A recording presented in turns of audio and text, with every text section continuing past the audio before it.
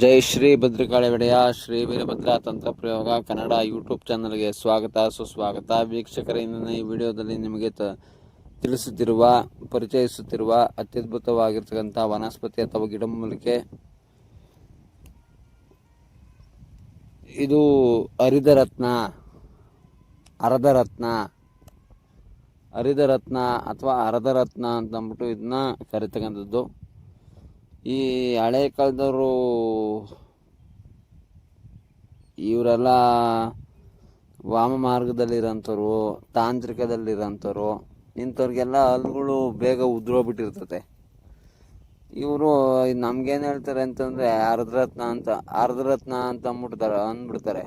ಅರ್ಧರತ್ನ ಅಂತಂದ್ರೆ ನಾವು ಅದನ್ನು ತಿಳ್ಕೊಳಕ್ಕೆ ಪ್ರಯತ್ನ, ಅದನ್ನ ಹೆಂಗಪ್ಪ ತಿಳ್ಕೊಳೋದು, ಏನಪ್ಪ ಮಾಡೋದು ಇದನ್ನ ಅಂತ ಅಂದ್ಬಿಟ್ಟು ನಾವು ಚಿಂತನೆಯಲ್ಲಿರ್ತೀವಿ.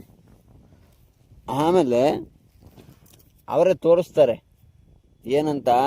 ಈ ಎಲೆನ ಕಿತ್ಬಿಟ್ಟು ಎರಡನ್ನೂ ಜೈಂಟಿ ಮಾಡಿದರೆ ಇದು ಅರ್ಧರತ್ನ ಅಂತ ಅಂತಾರೆ, ಹರಿದರತ್ನ ಅಂತ ಅಂತಾರೆ.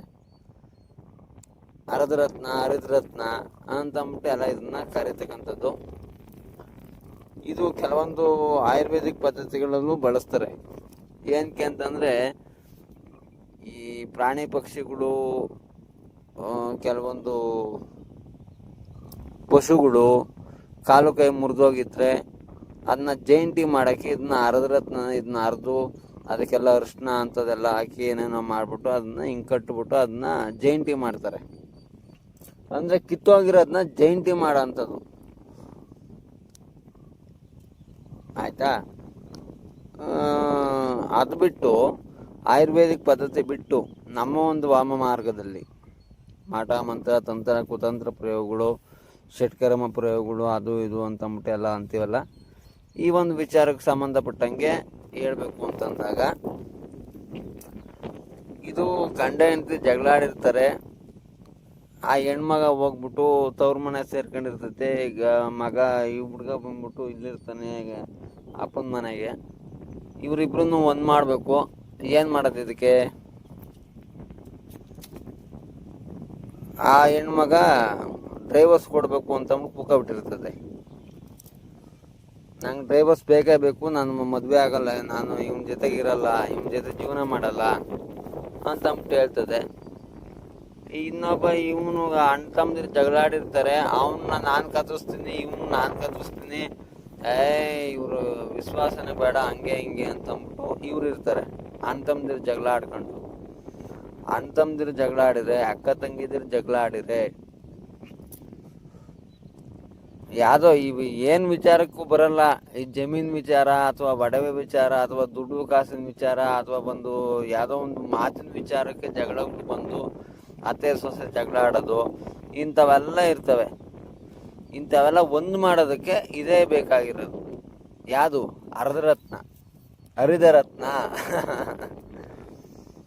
ನಮ್ಮ ಗುರುಗಳು ಹೇಳಿದ್ ನನಗೆ ಅರ್ಧರತ್ನ ಅಂತಂದ್ರೆ ಏನು ಅರ್ಧರತ್ನ ಅಂತಂತಾರಲ್ಲ ಇವರು ಅಂತಂದ್ಬಿಟ್ಟು, ಆಮೇಲೆ ಅವ್ರು ಕರ್ಕೊಂಡೋಗಿ ಅಲ್ಲಿ ಗಿಡ ತೋರಿಸ್ದಾಗ ಇದೇ ಕಣ ಅಂತಂದ್ಬಿಟ್ಟು ಹಿಂಗೆ ಕಿತ್ಬಿಟ್ಟು ಹಿಂಗೆ ತಿರ್ಗಿ ಹಂಗೆ ಜೈಂಟಿ ಮಾಡಿಬಿಟ್ಟು ತೋರಿಸಿರಿ ಇದನ್ನ. ಗುರುಗಳು ಇದು ಹರಿದರತ್ನ ಅಲ್ವಾ ಇದು ಅಂತ ಹಂಗಂದಾಗ ಅವ್ರೇನಂದ್ರು ಅಂದರೆ, ಅದೇ ಕಣ ನಾನು ಹೇಳ್ತಾ ಇರೋದು, ಇದೇ ಹರಿದರತ್ನ ಅಂತ ಅಂದರು.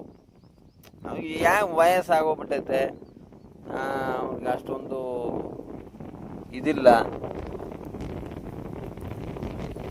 60 ವರ್ಷಕ್ಕೆ ಅರ್ಲೋ ಅನ್ನಂಗೆ ಅವ್ರಿಗೆಲ್ಲ. ನಾವು ವಿದ್ಯಾವಂತರು ಅದನ್ನು ತಿಳ್ಕೋಬೇಕು, ಅದನ್ನ ನೋಡಿ ಹೇಳಿ ಕೇಳಿ ಮಾಡಬೇಕು, ಆಯ್ತಾ.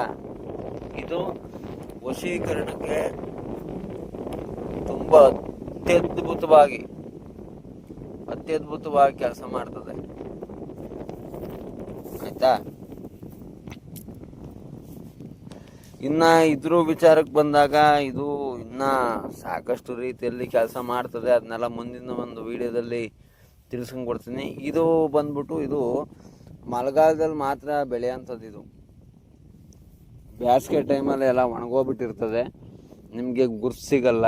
ಅದು ಈ ಗಿಡ ಹೆಂಗೈತೆ ಅಂತಲೂ ನಿಮಗೆ ಗೊತ್ತಾಗಲ್ಲ. ಇದು ಹುಲ್ಗಾಡಲ್ಲಿ ಬೆಳೆಯೋಂಥದ್ದು. ಇದು ಹುಲ್ಗಾಡು ಹುಡುಗಾಡು ಅಂತಂದರೆ ಎಲ್ಲೇ ಚೆನ್ನಾಗಿ ಸಂಪಾಗಿ ನೀರಿರೋಂಥ ಜಾಗದಾಗೆ ಚೆನ್ನಾಗಿ ಮಳೆ ಬಿದ್ದು ಚೆನ್ನಾಗಿ ಇರೋಂಥ ಜಾಗದಲ್ಲಿ ಬೆಳೀತಕ್ಕಂಥ ಒಂದು ವನಸ್ಪತಿ ಇದು. ಆಯಿತಾ, ಬೆಟ್ಟ ಗುಡ್ಡದಲ್ಲೂ ಬೆಳೀತದೆ. ಮತ್ತು ಈ ಕೆಂಪು ಮಣ್ಣು ಕಪ್ಪು ಮಣ್ಣಲ್ಲೂ ಸಹ ಇದು ಚೆನ್ನಾಗಿ ಬೆಳೀತದೆ. ಇದು ಈ ಎಳೆನ ಕಿತ್ಬಿಟ್ಟು ಒಂದಕ್ಕೊಂದು ಜೇಂಟಿ ಮಾಡಿಬಿಟ್ರೆ ಕೀಳೋದು, ಒಂದು ಎಲೆನ ಕಿತ್ತು 2 ಭಾಗ ಮಾಡಿ ಒಂದಕ್ಕೊಂದು ಜೇಂಟಿ ಮಾಡಿದರೆ ಜೇಂಟಿ ಆಗ್ತದೆ.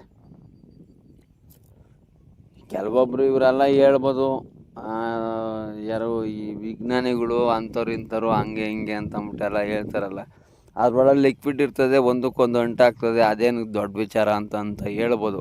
ಆದರೆ ಹಿಂದೆ ಋಷಿಮುನಿಗಳು ಕಂಡಿಡಿದು ಋಷಿಮುನಿಗಳು ಬರೆದಿರೋ ಅಂಥದ್ದು, ನಮ್ಮಲ್ಲಿರೋ ಅಂಥದ್ದು ವಿಚಾರಗಳು ನಮಗೆ ಗೊತ್ತು. ಆಯಿತಾ,